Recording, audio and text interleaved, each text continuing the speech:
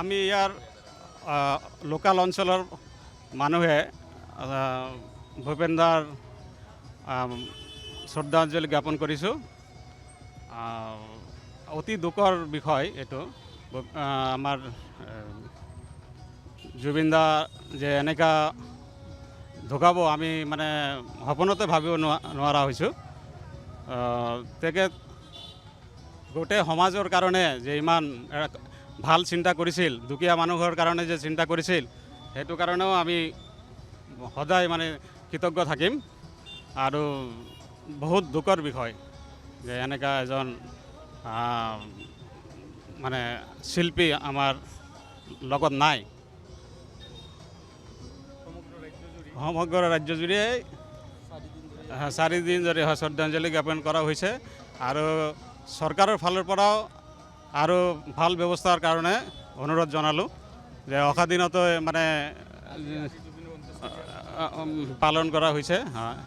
আজিয়ে জুবিনৰ অন্ত্যেষ্টিক্ৰিয়াতে ইমান মানুহৰ যে জনসমুদ্ৰ হৈছে, সেইটো এটা ভাল বিষয় যে মানুহ জয় জুবিন।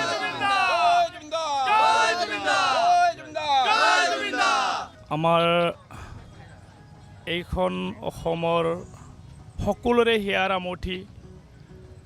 মানে আজি 4 দিন হ'ল তেখেত এইখন পৃথিৱীৰ পৰা চিৰবিদায় লৈ গুচি গ'ল। এনেকুৱা অসমৰ বা ভাৰতবৰ্ষৰ কোনো মানুহ নাই যে তেখেতক কাকো কান্দুৱাই থৈ যোৱা নাই। পৃথিৱীৰ ভিতৰত 4জন, এইজন আমাৰ জুবিন গাৰ্গ 4জন হ'ল পৃথিৱীৰ সৰ্ববৃহৎ জনসমুদ্ৰ হৈ গুচি গ'ল। তে আমাৰ লাল গণেশ নিউ ফিছ মাৰ্কেট তৰফৰ পৰা আমাৰ আকাশ প্ৰধাৰ তেখেতৰ মানে উদ্যোগত এইখন অনুষ্ঠান আমি পাতিবলৈ সক্ষম হৈছোঁ। আৰু আছে আমাৰ ইয়াতে ডাঙৰ দাদা এখন আছে, এখেতৰ মানে কাৰ্তিক দাস। তেখেতৰ মানে আজিৰ যোনটো মানে সকলোতকৈ মানে মনৰ তাৰমানে আৱেগ অনুভূতি লৈ কেনে আমাৰ এইখন বজাৰৰে মানে উপদেষ্টা এওঁলোকে মিলি কেনে আজি আমাৰ এই অনুষ্ঠানটো গঢ়ি তুলিছে। তাৰ কাৰণে আপোনালোকেও আমাৰ ইয়াতে আহিছে চাবৰ কাৰণে অশেষ ধন্যবাদ আপোনালোকক।